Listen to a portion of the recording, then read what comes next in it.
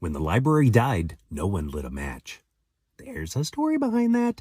This is your daily message from Chad number 1139 to upgrade your mental game today by telling yourself a better story. Because the most important story you hear is the story you tell yourself. And this message is dedicated to Lisa LaChapelle on her birthday. You can get a free copy of my book, The Most Powerful Story in the World, by going to fromchad.gumroad.com. The transcript of this message and hundreds of others are always available at www.fromchad.com. Here's the upgrade. You think the great library is safe, but upgraded thinking knows a library doesn't die when it burns. It dies when no one bothers to read it. Here's the story. We tell ourselves the Library of Alexandria was destroyed in a fire. Julius Caesar, a stray flame, 40,000 scrolls up in smoke. It's dramatic, it's memorable, and it's mostly wrong. 2,300 years ago, King Ptolemy set out to collect every written work in the world. His men searched every ship that docked at Alexandria for scrolls to copy. Scholars lived inside the royal complex, paid to think. It was there that Eratosthenes measured the circumference of the earth, that Xenodotus edited the first true manuscripts of Homer. It was the greatest gathering of human knowledge in the ancient world ever built. And it didn't go out in a blaze. Historians now say the greatest library in history died a quieter death. Neglect. The papyrus was fragile.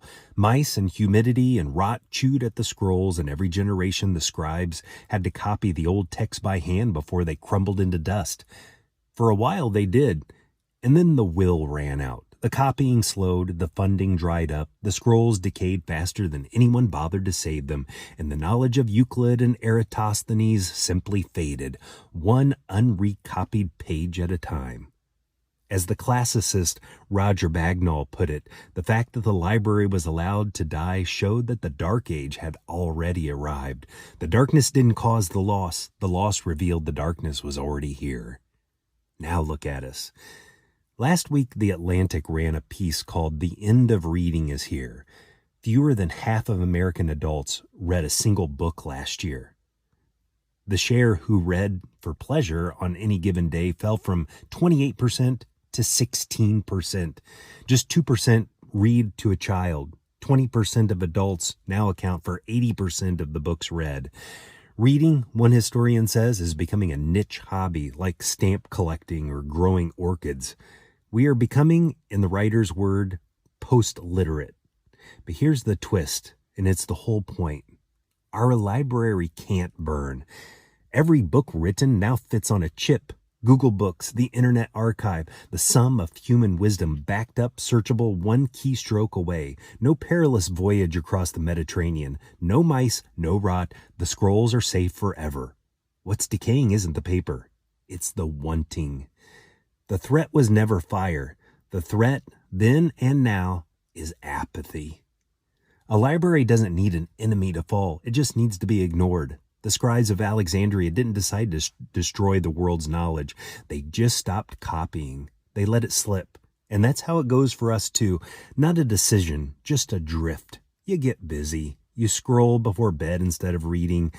Your attention wanders every few pages. You tell yourself it doesn't matter because the book will always be there. You can pick it up later. That's the lie the scribes believed too. Carl Sagan put it best. What an astonishing thing a book is. It's a flat object made from a tree with flexible parts on which are imprinted lots of funny dark squiggles. But one glance at it and you're inside the mind of another person, maybe somebody dead for thousands of years. Across the millennia, an author is speaking clearly and silently inside your head, directly to you. Writing is perhaps the greatest of human inventions, binding together people who never knew each other, citizens of distant epochs. Books break the shackles of time. A book is proof that humans are capable of working magic, end quote. The better story to tell yourself is, when I hold a book, I hold magic. That's the inheritance sitting on your nightstand right now. It survived the fall of Rome and the Dark Ages and the whole long march to reach you. It will still be there tomorrow, which is exactly the trap. Because it awaits so patiently, it's easy to let the reading in you go quietly dark, one unturned page at a time, until one day the library inside you is just an empty room. So don't wait. Don't be the scribe who stopped copying. Open a book tonight. Tell me a story of a book that changed you to fromchadsmith@gmail.com. Send someone a text and tell them, read this one. It's worth it. And then name the book.